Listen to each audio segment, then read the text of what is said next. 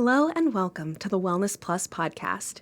I'm your host, Corrina Rachel, and I'm joined today by Dr. Paula Bruno. Thank you so much for joining me. Thank you for having me. I appreciate it. So you are a licensed acupuncturist, a former university professor, and while we were chatting at the beginning, you started talking about, yoga instructor, Reiki practitioner, Asian bodywork. Can you just kind of go through a little list of your backgrounds? Absolutely. So the joke is I'm the Hermione Granger for the Harry Potter people of holistic health. So when I switched careers, I got myself certified to teach yoga. I am a certified personal trainer with extra certification for sports nutrition. I am a health coach. I am a Reiki, second level Reiki practitioner. And last but not least, which also goes along with being a licensed acupuncturist, I am an Asian bodywork therapist. And we'll probably go into that a little bit more, but Tui Na is Chinese medical massage. And in Texas, if you're going to practice this form of massage, doesn't matter if you are an acupuncturist or not, you have to be certified. It's a separate thing. So all of those things, and then the acupuncture. Definitely. Can you talk a little bit about what led you to acupuncture? Like, what was your initial interest to go into this area? Absolutely. So in my pharmaceuticals class, or my pharmacology class, one of the ways we learned about the way people react to medicine, there are people who are, a portion of people who are canaries in the coal mine. So if there is a wretched side effect to be had, they get it. Other people on the far end of the spectrum are garbage dumps. You can give them any pharmaceutical, they never have a nasty side effect. And most people are in the middle. Right. I'm on this side. If there is, I need to speak and not gesture. But I am on the canary in the coal mine side. So if I take a pharmaceutical drug, I will always get the nasty, rare, horrendous side effects. So Western medicine just never helped me. Wow. And so many people who go to acupuncture school are like that. They just fall in the category of they get something weird, medical mystery. It just doesn't help them. So Right. They start looking, and then they fall in love because it's just such wonderful medicine. Definitely. Can you maybe speak a little bit about some of the common ailments or issues that come into your clinic? Absolutely. So chronic pain is a big one for acupuncturists. All acupuncturists will work on chronic pain. Anxiety is another thing that traditional Chinese medicine helps with considerably. Fertility is another one, male and female. Post-cancer care is another one. So some things patients will have, they have their primary care team. So if you have cancer, for instance, the after effects of the chemotherapy and the radiation and all the things that a person undergoes to try and work through that, you go to the acupuncturist to cool you down, help with the pain, stuff like that. So there's lots of stuff. I could keep you here for headaches, allergies. In Austin, allergies. Lots of allergies around here. Absolutely. So, I have very limited experience with acupuncture. I received a little bit of acupuncture on my ear many years ago. Okay. But I know for a lot of people, the fear is of the needles. And I was hoping maybe you could talk a little bit about The needles, absolutely. You're right. Most people, if you stop someone on the street and say, "Have you tried acupuncture?" and they haven't, and you say, "Are you interested?" "Oh, I'm scared of the needles." You don't have to be scared of the needles. I actually brought some needles, and I understand this is a podcast, so I'm going to describe these needles, and then people who go to the YouTube and watch on the YouTube can actually see. So there are super tiny hand needles that are roughly the size of your fingernail. Well, those are so tiny. I can barely even see the needle itself, very tiny. It's like maybe not even the length of my fingernail, honestly. That's about that. And so for those, for instance, what I use those the most, and we can talk about this as things progress, is facial rejuvenation. So if you're working on somebody's wrinkles on thin facial skin, you use the real tiny ones. These ones here are a little bit longer. So those are about the distance of the tip of your finger to the first knuckle. So they're a little bit bigger than the fingernail, but not so much bigger. Mm-hmm. And that size is typically used for ear acupuncture. Okay. Also, if you're working on the face. And then I use those on people who have never had acupuncture before, and maybe they're a little scared of the needles, just to give them a start with something real gentle. This one is a little more typical. It's about maybe the length of, maybe 2 inches or so. You use that size on maybe larger muscles, not real big. And then I brought this as a joke because really the reality is the one that's about the length of your hand for large muscles. So if you get a really big person with sciatica and you're putting, in the buttock or the thigh there, you use a longer needle. This isn't usual. Okay. Yeah, that normally, if we're talking the big guys for sciatica, it's about this size. Mm-hmm. Okay. But the reason why I brought And you could imagine that if you had, a really muscular person with a really, because the glutes and hamstrings and stuff, I mean, those are big, big muscles. So you could understandably would need something a little bit more intense. Absolutely. But if we just look at that, you see there's a variety of sizes. Mm-hmm. Pardon me. Variety of sizes, a variety of thicknesses, and your practitioner's going to listen to you. If you've never had acupuncture before, we really don't bring the big guns out to scare you. We'll bring out the little ones. Maybe we'll do less needles. Right. You don't need a ton of needles to effect a wonderful cure. Okay, and then how deep into the skin do they usually go? And I guess it would vary depending on the needle. It really depends on what you're trying to do. So if you have, for instance, like I said, the buttock or the thigh, where we're working big needles, maybe it's going to go in 3 or 4 inches. But those are big muscles, and you just pop that needle right in, and it goes right in, and it doesn't hurt. The ones that hurt are things like on the fingers, the toes. Like if you're working on the little areas, but you really would not do that on someone's first.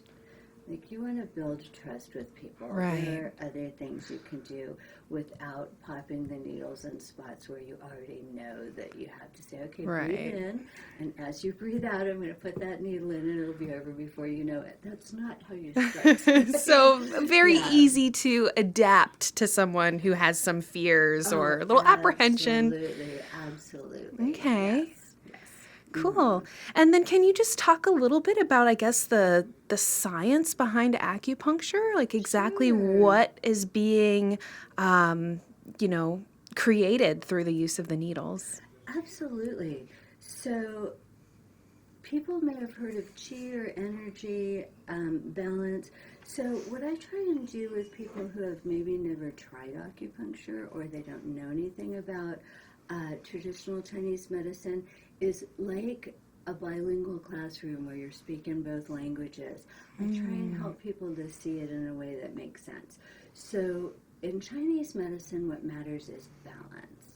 In Western medicine, we talk about homeostasis. Mm-hmm. So not too much of one thing, not too little of the other. You want that right balance of just enough of whatever the qualities, right? Mm-hmm. So you put that needle in, and there's a micro trauma.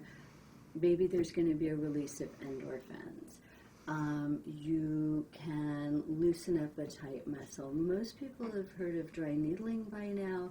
You needle into, in Chinese medicine, rather than a trigger point, you say ashi point.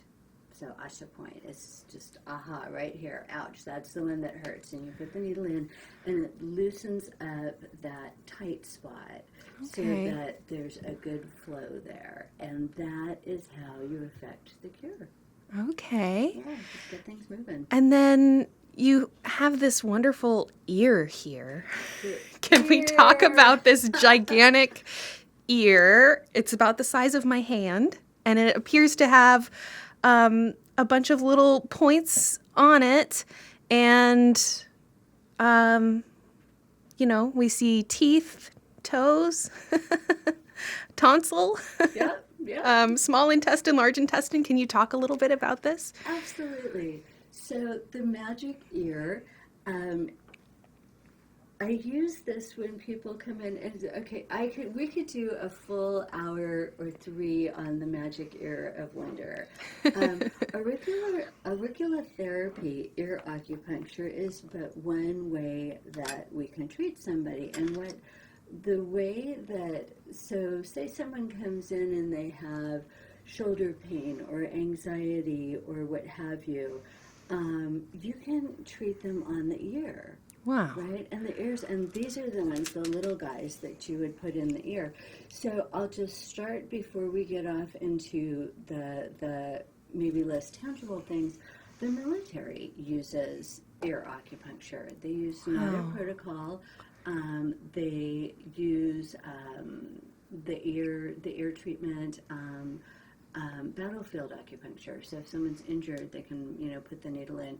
So treating the ear is widely used in quite a few venues. If you're trying to quit smoking, for instance, or you've decided to make a change and stop drinking or release yourself from addiction, it's a 5-needle protocol called NADA protocol that you put just 5 needles, you put them in the ear. Helps calm cravings, it helps settle the emotions. Really outstandingly wonderful. And so what I often do with ear stuff is if someone is needle timid, they just aren't quite convinced, I will bring out the ear and I'll talk to them about, if I put a seed, an ear seed, and I'll show you, an ear seed right here, this helps you feel calmer. And you can wear that ear seed home and rub the ear seed, and it stimulates the nerves and will help settle you down. And so the ear seeds, this is a little palette of seeds. It looks like a Band-Aid. On the other side, there's an actual seed. Okay. It's so tiny, though. It looks like maybe a little, a sesame seed or something. It's Exactly. tiny. They're really, really super small. And I can take this off for you, and you can take a look yourself. But I'll show people, you just can put this ear seed right on the ear here, and it stimulates points. So that's one way. Another great thing about the ear treatment is if a person wants to lose weight, you can put ear seeds on so that they go home and they have food cravings, and they can massage the ear seed, and it helps them to sort of lessen the food cravings. So the ear is really exciting. And then what I personally use ear stuff, besides weight loss, because I do work with weight loss people, is I do a lot of work with Ehlers-Danlos people, and that is a genetic disease, and it affects collagen production and use. Oh, wow. So hypermobility syndrome, but really extreme. So this population may or may not work well with the the acupuncture needles. So rather than put a bunch of needles in the shoulder, put one needle in the ear, and that will affect the shoulder. You've heard of reflexology in the feet, right? Same idea. You're treating a distal area instead of the local spot. Wow. And so it's interesting because as, I'm looking at this ear, there's, the abdomen, the buttock, sciatic nerve right here, like up in the little crest, where interestingly, yeah, man, so interesting. So in the feet and then also in the hands, right? Is there also kind of this like representation of the entire body? Can you talk a little bit about how that works and maybe how did they even discover that? Chinese scholarship, Chinese medical scholarship is really dependent on observation and the practice. And so Chinese medicine, record of Chinese medicine goes back to the Stone Age. Wow. We could have a conversation that goes on forever about that. But they are absolute masters at using the body as part of your body, yourself, is part of the big picture. So as is the universe, so are you. Everything is the little version of something bigger, right? Wow. It's all really relational. So what's super exciting then, the feet are thrilling and so are the hands. I could just go on forever. But when you treat someone, for instance, the feet, you can, gosh, where do you even start? Okay, I do a lot of footwork. For instance, if a person has a Morton's neuroma, which is that, painful in between the second and the third toes, bunched up muscle around a nerve, and it hurts like crazy and feels like there's a pebble in the shoe. That is a concrete ailment that can send someone to the podiatrist.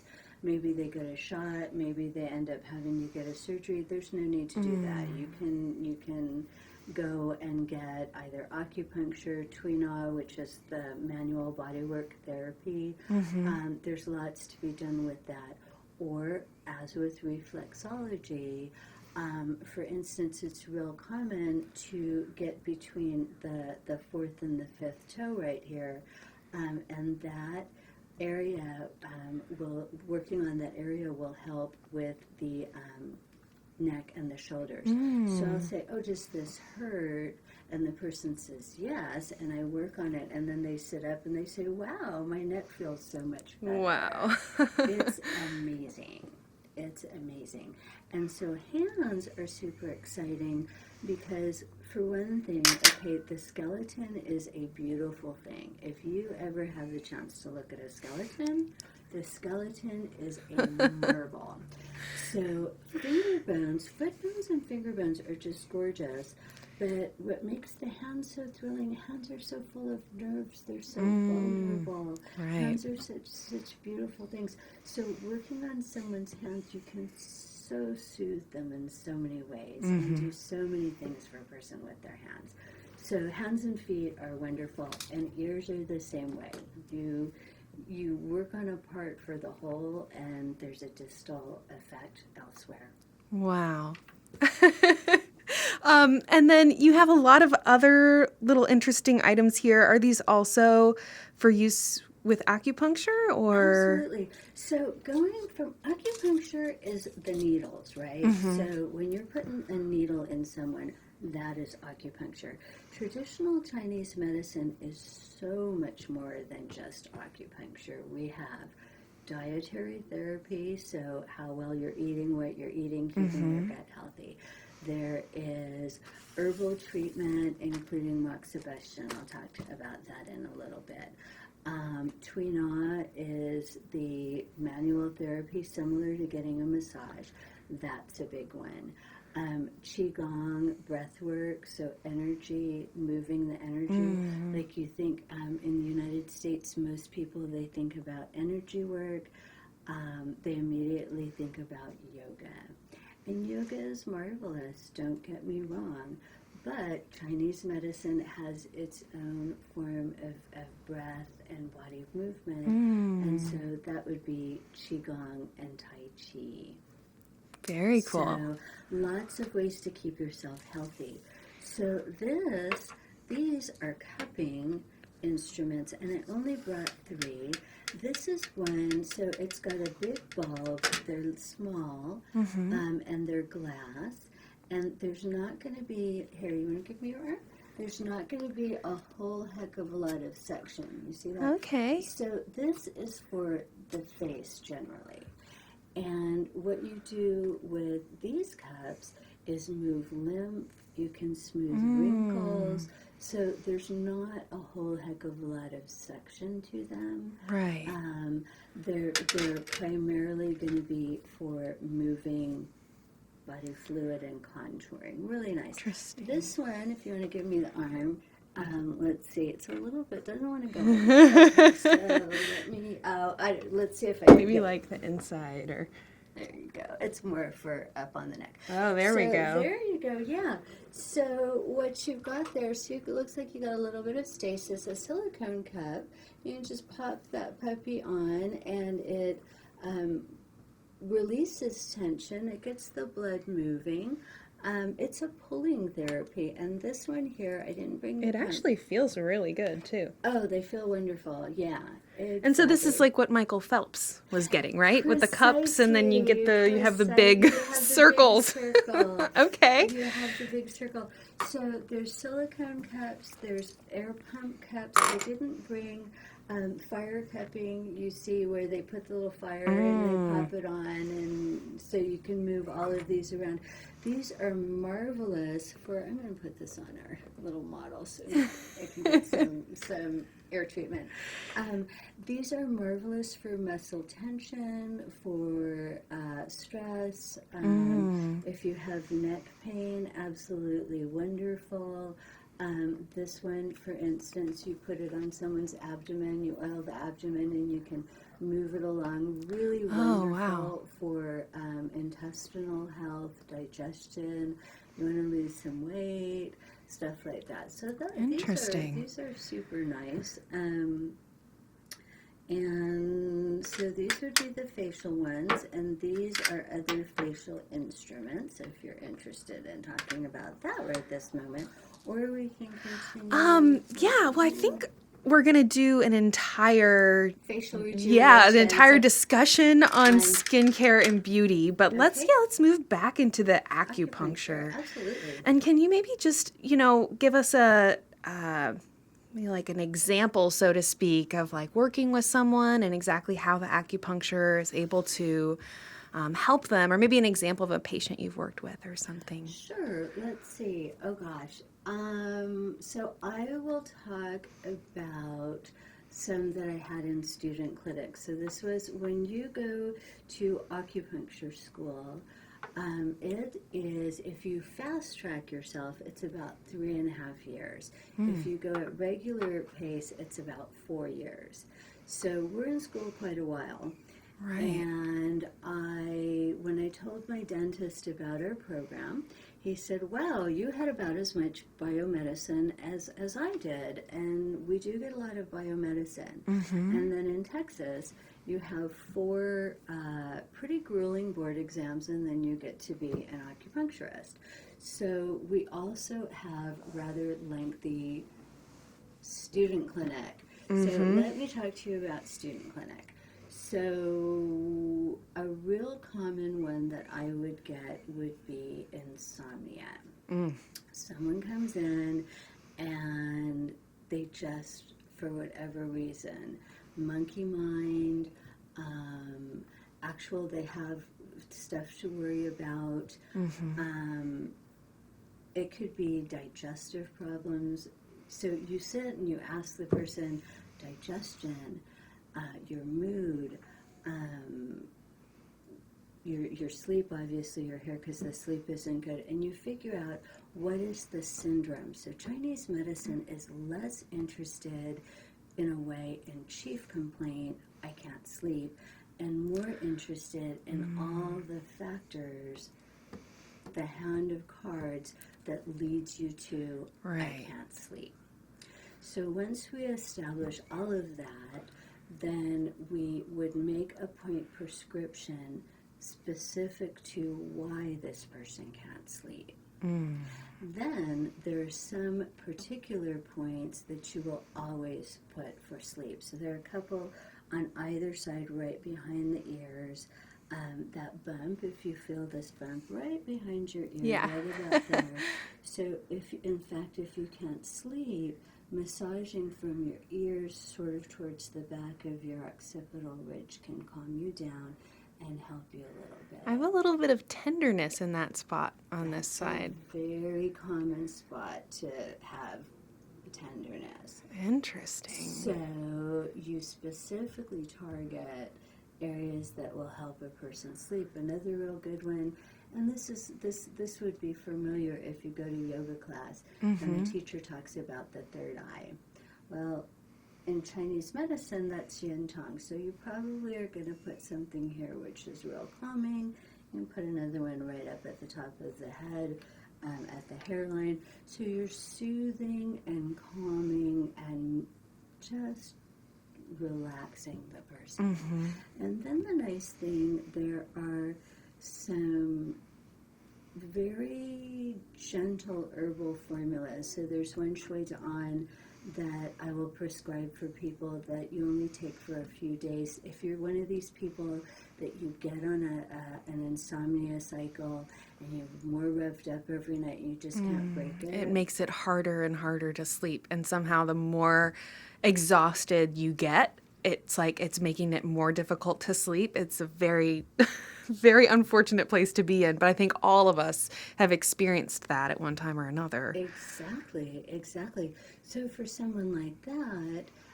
this mild herbal formula that it's not like Ambien where the next day you wake up and you're dragging and it's, intended or you're sleep shopping. So something like that. Or there's a really nice tincture, Ziziphus tincture, that if you have emotional difficulty and you're teary and, stressed out, it's just a simple tincture. So we figure out why you can't sleep. We work around those issues, and then we also put specific points for sleep. Interesting. Well, it's really interesting also that if somebody comes in with a certain symptom, it's not just immediately like, oh, this symptom, here's this treatment that we do. There's this whole kind of unfolding process of putting all of the little pieces in and figuring out, that symptom has been in the making for a long time. So let's try to figure out what led you to this point. So unfortunately, we don't often have a way of checking in with our bodies, and so by the time that a problem actually manifests enough to, we're going to take time off work so we can go to a doctor or we can do whatever. At that point, the problem has already probably been there for who knows how long. And it's just taken this much time before the problem is bad enough that you actually can, elicit the person to go and do something about it. So trying to find that underlying cause or root cause, that's a very big kind of theme for us here on the podcast. So that definitely makes me feel better as well with the acupuncture that, even this is customized to your personal issues and what you're going through. Absolutely. And one of the things that comes up over and over in our classes, and then even in our board exams, and then later in our practices, do you treat the root or do you treat the branch? So if a person comes in with a cough, am I more concerned, which is the chicken or the egg? Right. So I make the chicken first or the egg my focus. And so do you work with the root of the problem or the branch? And it, how you decide depends on things like, is this acute? Is it chronic? Is your patient older and weakened by their illness? There are a lot of factors, and every single person is individual. So you really take that time to listen and get the whole story. And then what is and I understand that it's going to be different from person to person, but if you could generalize what is the duration of treatment or frequency? Like they come in once a week or they come in once a month? Do they do this for several years? Or, what's kind of the common thing among your patients? That is a wonderful question, and you know what? A lot of people want to know that. How long does it take and how many treatments? And what I say to people is acupuncture tends to be a slower, or traditional Chinese medicine tends to be slower, although you do sometimes have the aha cures. I'll tell you a great story about that. Really cute. But anyway, but yeah, you do usually have a series of treatments rather than just one in most cases. Generally, if you have a long-term problem, you don't start seeing results till the third or fourth. So anytime you have an appointment, you probably will leave feeling calmer and feeling better. But especially if it's really long-term, you're looking at more treatments. And so it depends on what the person wants. If a person has lots of stuff going on and really wants the results, I'll say come in twice a week for 4 weeks. Or I need to see you for 12 weeks, and we're going to be making a lot of changes in diet and this and that. Right. But my real cute story, when you start in student clinic, you have a resident to help you because, you're probably just as scared as the patient when you first begin. So, and mind you, I had went over 1,000 clinical internship hours. Wow. Oh yes, they keep their eyes on us. So one of my very first treatments, the patient came in with really bad laryngitis, very swollen throat, really red, a lot of pain. And the resident said, "Oh, bleed the tips of his ears." Okay, I had practiced that in treatment, needling class on friends, but I had never, and bleeding, I'll tell you, you take a slightly thicker needle, you just pop, and it's great for varicose veins, edema. There's a lot of things you can do with a mild, you just taking a little bit of blood, you're not slicing someone up like the medieval period. So I said, I didn't quite know what to do because here I was already just doing this was exciting. So she said, "Oh, come on, you can do it." So we get the instruments, and I massage the guy's ears, and I tap away, and I get some blood out of him, thinking, and you have to wear the gloves, and it was pretty nerve-wracking. But the exciting thing was and it surprised even me. Okay, his throat was instantly better. No more swollen, no more red. And I had to sit there and pretend like I expected that. And believe me, I was as surprised as he was.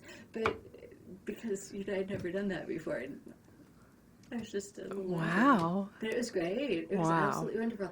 And the fact of the matter is, if you ever have a really hideous sore throat, you can go into your acupuncturist. What you do is you get those little lancets that a diabetic person taps this little blood from the finger, and they'll massage the tip of your ear and just take, there's a certain spot on your ear on the cartilage, and you get it so that there'll be some blood, and you just tap away, and you get 2 or 3 drops of blood right at the right spot, and boom, it is like magic.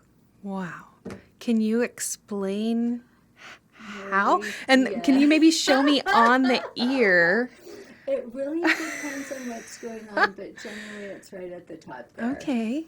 So Interesting. It really, really depends. So it's not something you want to try at home if you've got the lancet. No.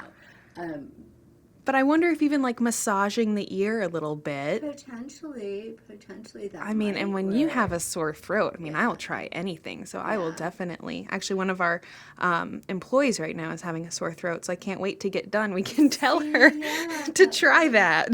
Potentially. So it's right at the top here.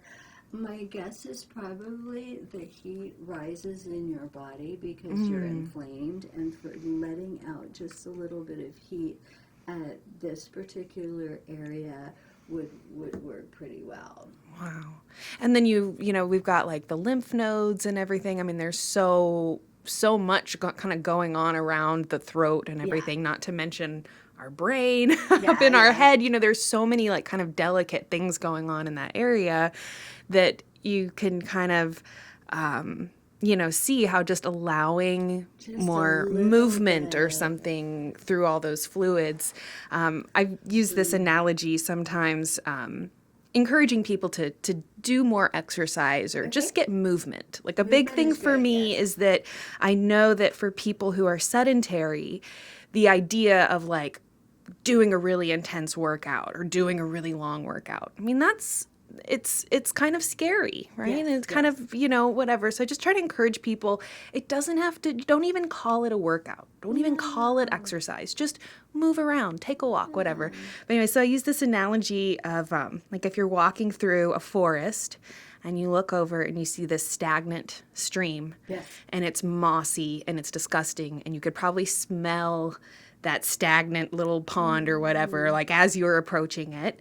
And then if you turn to the other side and you see a flowing stream and the water is clear and you can see right down to the bottom, and like this is why we want to move our bodies and help our lymph fluid not be stagnant, help, we can talk about blood flow and all these other things. So kind of thinking about that, like inflammation of the throat and laryngitis or something, you just have this like stagnancy creating. And hot. So this will resonate with Austin people.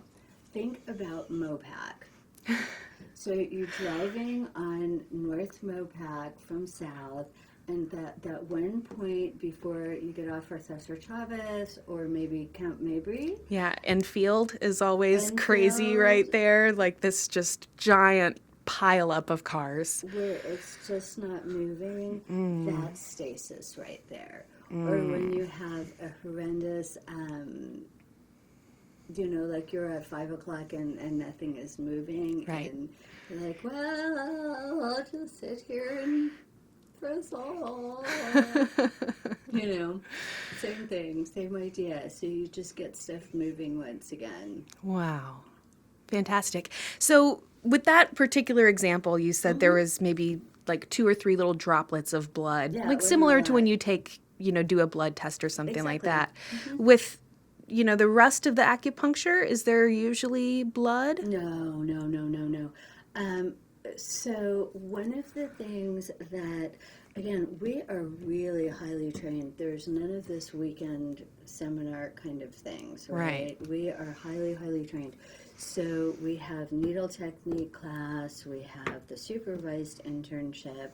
One of the, we have to be clean needle. Oh, this is important for people to know.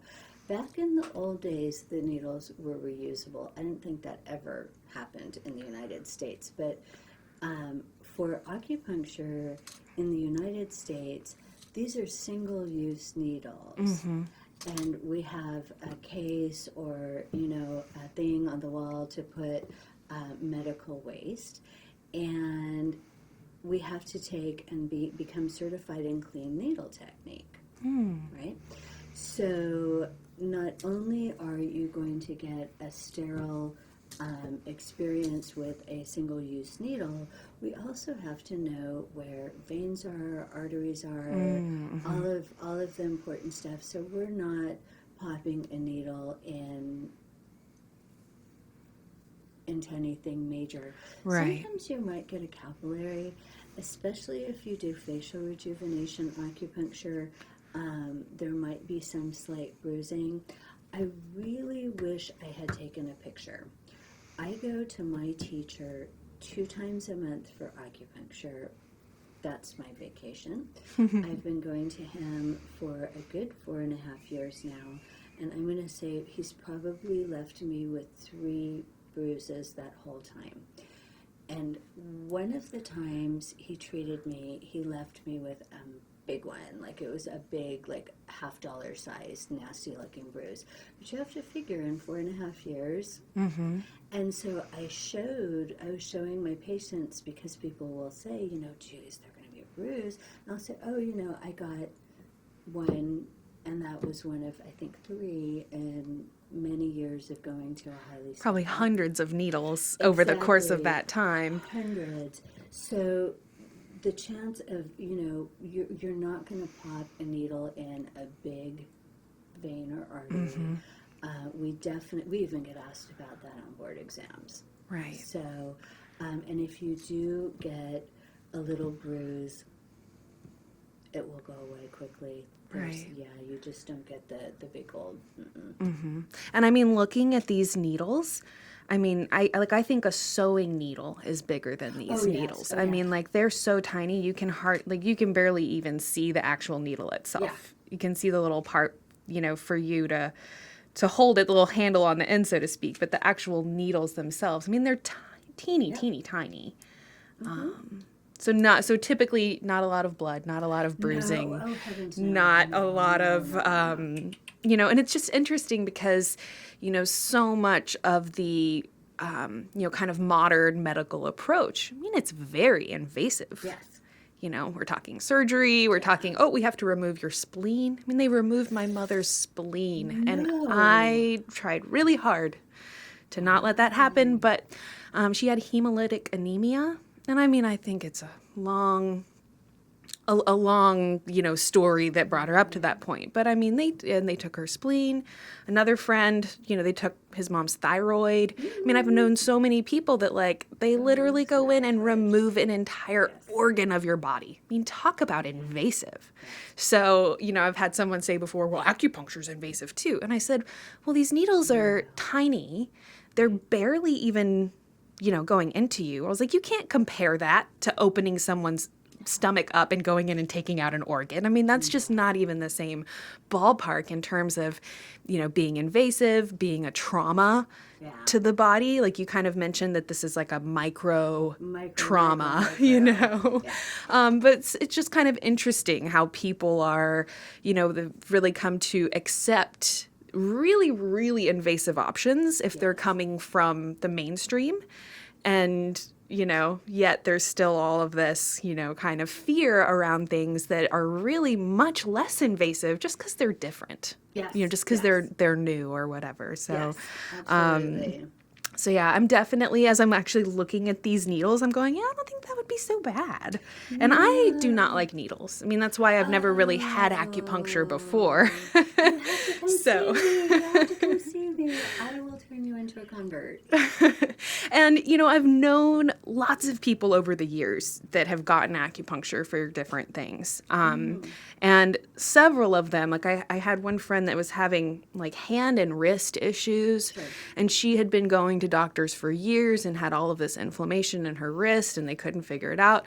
And she finally was like, I'm just going to go and try it. My friend told me, that her friend is an acupuncturist.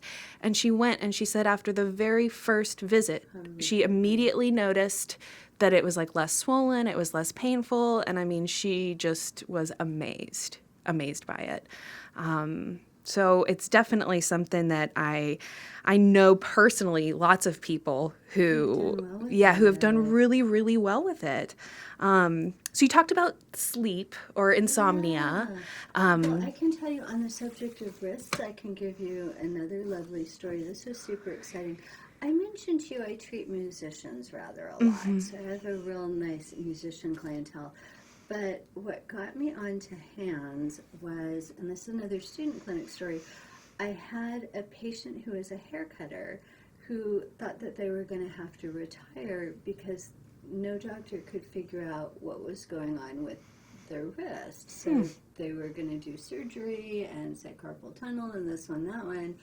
And my teacher, his specialty is traumatic injury, and he trained me in Tui Na, and his thing is he just jams his, I call it the Chinese iron thumb of doom, jams his Chinese iron thumb of doom in a spot and says, you have tender spot? And the person says, yes. And that's the magic spot. And so this person came in and said, oh, my wrist, my wrist, my wrist. And I said, oh, yeah, okay. And I palpated. And then I said, wait a minute. And I went up the arm and I said, do you have a tender spot right here in the elbow? And they just about went off the table and said, yes. And then I did heated herbal treatment, which is moxibustion, and you set the herb, you light it, and you warm the tissue, and then you do some massaging. And it changed the whole trajectory after the first treatment. They felt wonderful. After, by the third treatment, they were no longer thinking that they had to retire from a job that they loved. Wow. And so they sent several of their hair cutter friends in. So I had quite a few hair care professionals as a student, which in turn got me on the musicians because, you know, the hands and the shoulders super important. But all that, you know, this first patient's doctor had was, well, maybe surgery, we don't know, you know, maybe you're going to have to take early retirement. No, all it took was some warm herbs. Wow. And, you know, so another thing I'm kind of gathering here is that it sounds like a lot of times when people come into you, the acupuncture is just a part of the treatment they're receiving. It sounds like there's a lot of, you mentioned the herbs, maybe working with them on diet, maybe using the Tui Na or some of these other things. Is that pretty typical among your patients? Oh, yes, absolutely. If you have skin conditions, if you're not sleeping, if your mood is dreadful, generally that can be traced back to gut health. Currently, Western medicine talks a lot about gut health, microbiome, plaques in the brain for Alzheimer, all of that kind of stuff. Chinese medicine has described this for thousands of years. So you will talk about in Chinese medicine phlegm or dampness, but all of it is traced back to gut health. Wow. Right? And so if someone comes in and, as I said, one thing that Chinese medicine is fantastic with is random rashes, you know, idiopathic urticaria, skin conditions. Generally, there's something with the diet there. You find out what is going on that's inflaming that person internally, and you uninflame it. And boy, suddenly the skin is a lot better. Interesting. You know? So same thing with mood. If your gut is healthy, generally you're going to be, you know, in a much better mood. Interesting. So health comes from the gut for sure. And as you mentioned, exercise. You do not have to be out there running the marathon. You do not have to, you know, do extreme things, but get up and do a little something. There is a really nice, I cannot remember her name, YouTube video woman who does chair workouts. And I have some older patients who, quite frankly, are not going to be out there doing the aerobics class or the Zumba or this or that, but chair stuff, and she's peppy, and she talks through the whole thing, and it's over before you know it, and 20 minutes have passed, and your heart rate's gotten up a little bit. There is something for everything. So when you go in for your TCM appointment, you may get some acupuncture, you may get herbal treatment, we may talk to you about anxiety and calming down, we may loosen the tight muscles. There's a lot of different things to do. So it's not that one single, you know. And it's your whole life. It's your lifestyle. Right. What are some other common, or like maybe I can ask this, what would you say is the most common ailment that you see? I know you talked initially about chronic pain. Would you say that that's the most common among your patients, or? Well, for me, just based on for one thing, I treat Ehlers-Danlos, the collagen disorder, the genetic disorder. And so I have a good number of those patients. And that's a rare disease. So I'm not usual in that is what I treat. Skin conditions, acupuncture, and traditional Chinese medicine is fantastic for skin conditions. And skin is exciting. Your skin tells the story of you. So there. I treat a lot of pain. And that's because I started before I got licensed. I got myself certified to practice Tui Na while I was still in school. So I've been practicing outside of school for almost 4 years now. And then when I got my acupuncture license, which was recent, because I had to go through board exams. And then the whole licensing process. If you are in a state like Texas, you can be assured that your acupuncturist has been highly trained and rigorously tested. Right. Some states don't have a lot of regulation, but boy, many of them do. California, New Mexico, Florida, Texas. In California and Florida, your acupuncturist can be your primary care physician. Wow. How do you like them apples? But anyway, so I treat a lot of pain. I do a lot of skin stuff. Anxiety is another one that I see a lot of weight. And I do men's health, interestingly enough. I work with a variety of issues that tend to be related to men's health. So, but your average acupuncturist, just, if you're just generalizing about acupuncture, pain, anxiety, allergies, insomnia, fertility is a big one. Yeah. Fertility is a big one. PTSD is another issue. Gut health, if you have gut problems, allergies, skin, all of that. Absolutely. Wow. Headaches. And so you talked a bit about how you can use the needles to, kind of encourage a muscle to let go, a muscle that's tight. Is that kind of what's going on when you talked about like finding the tender spot? So I'd mentioned that, when you mentioned the spot behind the ear and I started touching it, and it's definitely more tender, or more just not sharp pain, but just a little bit more painful on my right side than on my left. What is that tender spot telling you? Or why is it tender? Sure, yeah. So it could be a lot of things. Like in any question you ask about Chinese medicine, the answer is, first, it depends. So if for instance, there's tension or shortness, maybe you sit with your phone, you're like this, or tech neck, that's a real big one.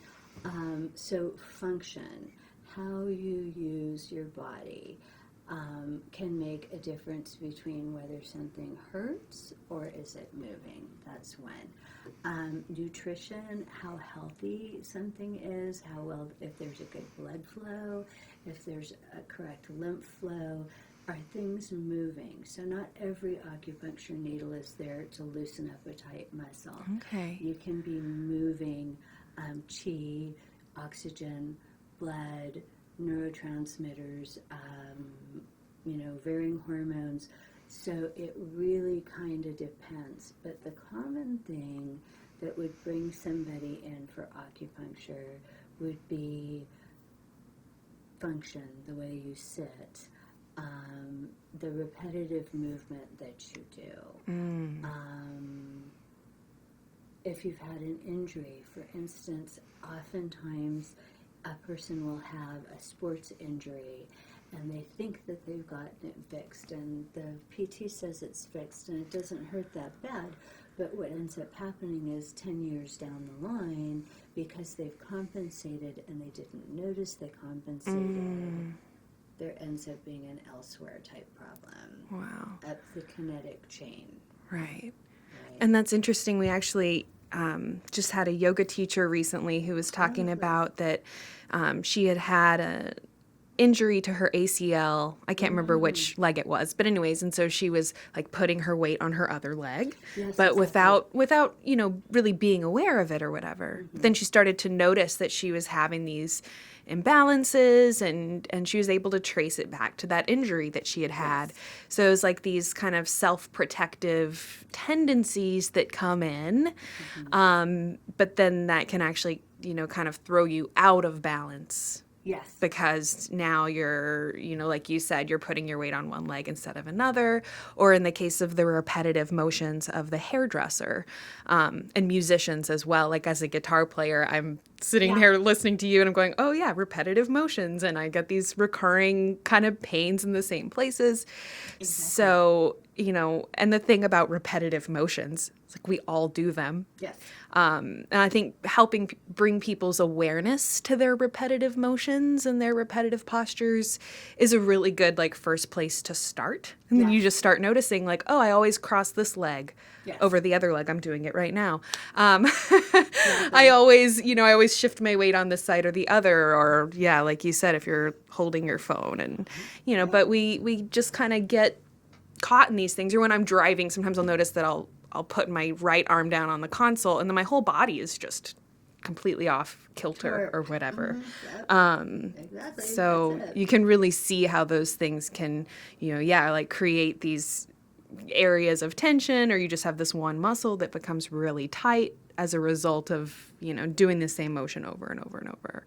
Precisely. Or, for instance, if a person has broken a bone, I have super sensitive hands, so oftentimes if I'm palpating someone, doesn't surprise me as much anymore, but it did when I started palpitating, and suddenly I'll feel kind of this jolt in my fingers and say, oh, what happened right here? And the person will say, oh, I broke that. I broke my arm right there. Wow. So the body holds memories, and that, I think, is the best thing about traditional Chinese medicine, is it's very observational. You look at the person's complexion, you look at how they walk, then you do your palpation, you ask all these questions, and one way or the other, there will be some way to be able to say, this is where this started. For this person, this is what is going on here, and we either are going to treat the branch or we're going to treat the root, but we know where the root is and we know where the branch is. Right. And it's not just this one thing. So you're not just saying, okay, I'm going to grab that symptom and take it away and make it go. We say, oh, let's switch things around and the body will heal itself. Chinese medicine wants to make you be able to heal yourself. Mm-hmm. And then if you could, kind of flesh that out and maybe talk about what are the things that prevent our bodies from healing themselves. Sure. And I know we've talked a lot already about the dietary issues and all of that. So, for instance, say, okay, all emotions are natural and human and we've got them, right? Mm-hmm. But if you have too much of an emotion and it becomes a real intrinsic part of your character, like being angry or being sad or worrying. Let's take worrying. So somebody who worries all the time, in Chinese medicine we would talk about, oh, that injures the spleen, that hurts the digestion, right? Worrying. Or grief will hurt the lungs. And if you think about this, so you're grieving and you're crying a lot. That wheezing, heaving, right? So when you have an emotion that's just stuck with you, eventually it will start reflecting itself in the body. It'll start manifesting physically. There is no disconnection between body and mind in Chinese medicine, right? And so helping people to calm down and center with maybe some Qigong, the movement, right? Right. Or calming them down, relaxing their muscles, moving the qi and the blood and the oxygen a little bit settles things down, warming them up, changing the diet. All of these things help the body to reestablish a balance so there's not too much of one thing, and then health returns. Right. That makes good sense? Yeah. And this whole idea of, balance, homeostasis, I can think about, just kind of our world right now. I mean, it's fast paced. We're always rushing around. We're always sitting in traffic. There's always this big weight of like, you should be doing more. You should be accomplishing more. You didn't get enough done. I mean, it's incredibly, it just feels like a big weight on your shoulders. And I think that it's, just looking at our culture, at least here in the United States, it's like very unbalanced. There's really not an emphasis on, now yoga has become really popular because I think there's been a need for, an area that just focuses on calming you, relaxing you, doing things that help you feel good, getting people physically moving, breathing, but in Austin, we're kind of in this little bubble, I feel like, where there's a yoga studio on almost every corner. We're a very like health and wellness minded city. Yeah. But I know that that's not the norm, so to speak. And, the idea that our culture doesn't really give us permission to slow down and relax. And when we get like a week of vacation or whatever, like things, we get these little holidays here and there, but yeah, so you get your week of vacation, but you're still working. And I don't know what it is about our culture that makes us feel like we like have to be doing more and we have to be working all the time or whatever, but it's created this clear imbalance where everyone's stressed out all the time. Yes. No one is doing the self-care things to take care of themselves. And then if you talk about the food industry and all of that stuff, it's a very unbalanced, environment that we're in. Yeah. So it seems perfectly understandable that our bodies become imbalanced in this. Like we're eating too much processed foods. We spend too much time indoors around technology and the radiation and whatever all these things are. Not enough time outside. Not enough time relaxing. Where you look at other cultures and there's, longer vacations or there's a siesta in the middle of the day where like you're supposed to go and relax. And we just really don't have any concept of that, I feel. And so this concept of the body becoming imbalanced seems like really a logical result of the environment that most of us are living in right now. You are correct. Yep, that is absolutely true. And what I will say to that is that, again, when you go for your TCM appointment, your practitioner will help you identify areas to help you to restore some balance in your life. And a lot of times, just getting permission to take a little bit of better care of yourself can make a difference for a person. What I really notice is people want to be listened to. They want to come in. They don't want to be judged. Right. They just want to be listened to. And it might be that, so if your favorite Spanish professor in the world became a TCM practitioner, me. So I love educating people. So when you come in for an appointment, and most people do, most TCM practitioners, we will listen to you, talk to you, and help you with some good advice for outside the session. So, for instance, a lot of, and MDs will admit this, they don't necessarily get dietary therapy lessons in med school. They have so much else to learn. Right. And it's not a priority for Western medicine. It really isn't. If you care about nutrition, you probably become a nutritionist, right? If you're going to be an MD or a surgeon, right. So having someone come in and listen to them and talk to them and then say, here are some things that you can eat. Here's some good food ideas for you. Let's give you some tools so that you are empowered. You can heal yourself. Yeah. That is a successful treatment. It's not just taking away the problem. It's helping that patient so that they can be independent. and teaching them, Absolutely. which is, as you mentioned, people, we want to learn. And if there's something we can do to help ourselves, I mean, Yes. most people want to know that. Yes. And I think that there's just so much frustration that kind of comes out of, being in that mainstream environment where they're really not sending you home with things you can do or other pieces of the puzzle, so to speak. And that not only, makes people feel, helpless, so they maybe don't realize that there's things they can do. And, interestingly enough, I think that, our entire, certainly like the YouTube channel and this whole podcast, it's all about empowering people to know that actually there's a lot you can do. Yes. And a lot of these things are really simple. Yes. Like breathing more, taking a walk, getting more sleep. It doesn't have to be, some kind of crazy complex recommendation.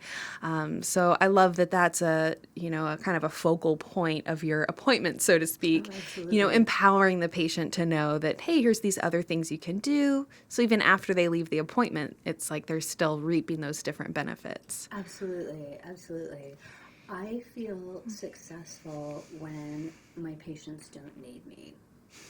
That is a successful, right? Mm-hmm. So, and sometimes that'll take, more appointments, and sometimes, but I love to explain things, for one thing.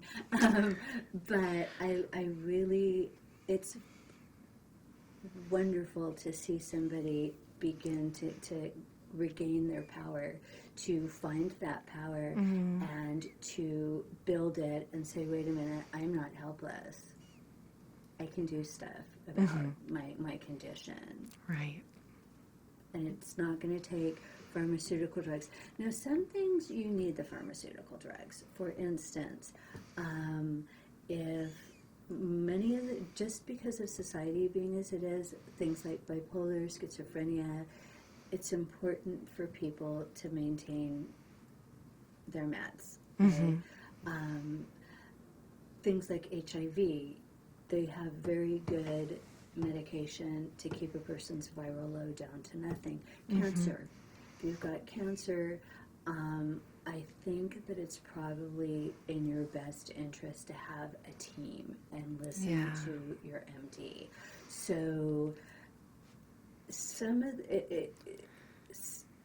the big ones, the real big ones, it's, for instance, my EDS people, some of them have rheumatologists, cardiologists. I mean, they have so many comorbidities.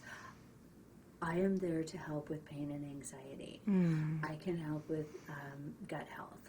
Right. And by helping with pain and anxiety and gut health, they go into their primary team appointment so much better off and so much more empowered. And I've had patients, too, where they've come to me and they're on all these meds, and I say, okay, I want you, here's some questions, you take those questions to your MD, and you see about the answers to those questions. Can this be changed? And they come back afterward, and the MD has said, wow, I wish all my patients came to me with questions like this. This was a great question. And my response to that is, how could the patient know that? Yeah. The patient doesn't know about the medicine and this one and that one. It's up to the practitioner to listen to the patient and hear, what does this patient get and where are the gaps in this person's knowledge. So I have books, for instance, and if I'm talking about, oh, this muscle or that muscle, I'll open the book and say, do you see this right here? This is where it hurts you, and this is why it hurts you. This is what it looks like. I even have a wonderful picture with dissections. Now, not everybody wants to look at dissections, and I don't whip that one out until I know that the person would geek out over it. But, nothing, it's things like that. It's saying, okay, there's a variety of ways to work with this issue. Here's another thing. Some people with diabetes, they're on metformin, for whatever reason, they cannot be compliant, in the sense that, and you mentioned it about exercise, not everybody can go to yoga class, change their whole diet, become peace, love, and groovy, do all these things. So the reality is they're probably going to be on the metformin forever. And it would be nice if they could change their diet, become calmer, do this, that, and other. It's just not available to that person. Mm-hmm.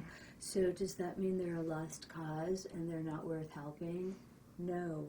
What that means is you do with that person what you can. Maybe if they have foot ulcers or diabetic neuropathy where the nerves really hurt. There's stuff that you can do for pain and circulation and so on and so forth, and you work with that. Right. So there's no judgment. It's important to work with each person where they are. Mm-hmm.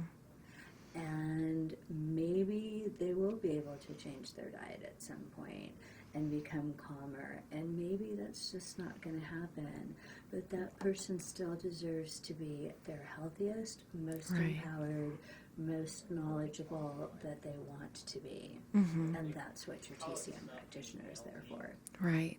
And I think so much of, that resistance to changing the diet or whatever. I mean, a lot of that is perfectly understandable if people are kind of stuck in a place of pain or whatever. So I think in a lot of ways, being able to help them just improve the quality of life, reduce the stress level, reduce the pain or whatever, maybe that lifts the rising ship. Lifts them up to put them in a position where now they actually can look at those other things and be able to start saying, oh, well, maybe I can make this change or that change or whatever. But for people who are under that, I mean, I kind of think about like a big heavy weighted blanket of pain or anxiety or frustration and confusion, whatever you can do to kind of just lift that up a little bit, make a little bit of wiggle room for them to start embracing some of those changes and, maybe that unfolds into, even more healing or whatever. But even if it's just an improvement in your quality of life, I mean, that is worth so much. And certainly for the people who are experiencing those issues, I think that, you see that glimmer of hope or whatever, and that alone is enough to say, you'll try something new. Yes, exactly. Reach out, try something new, try something different. The inspiration and the sense that there are other options can tremendously change things for people. And I think this, for instance, with weight loss. Obesity nowadays is a tremendous problem. Mm-hmm.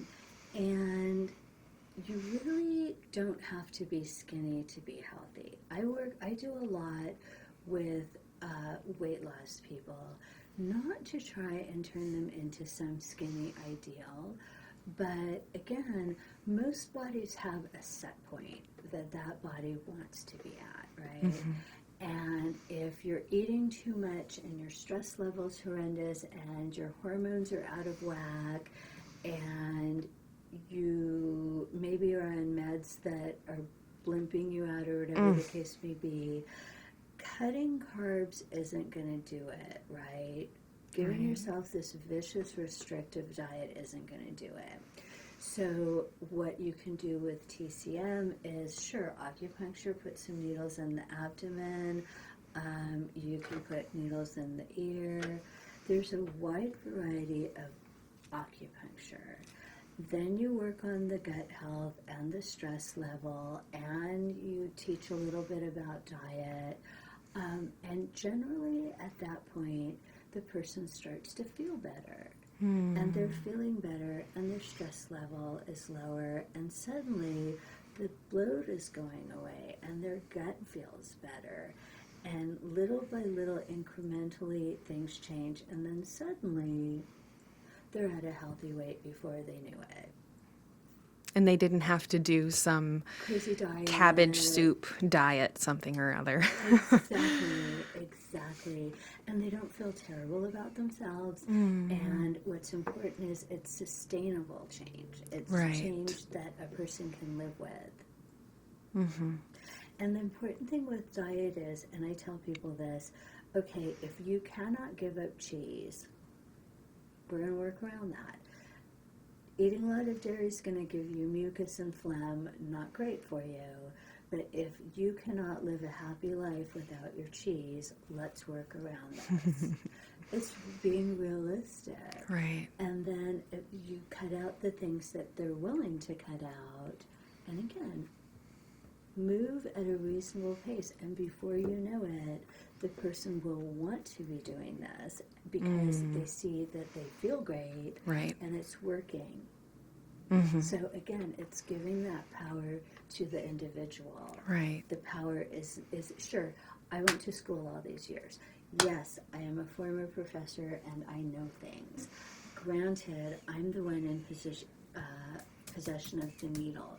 But the reality is, and the herbal prescription, but the reality is it's you, the patient, living in your body, in your environment, that has the power to become and remain healthy.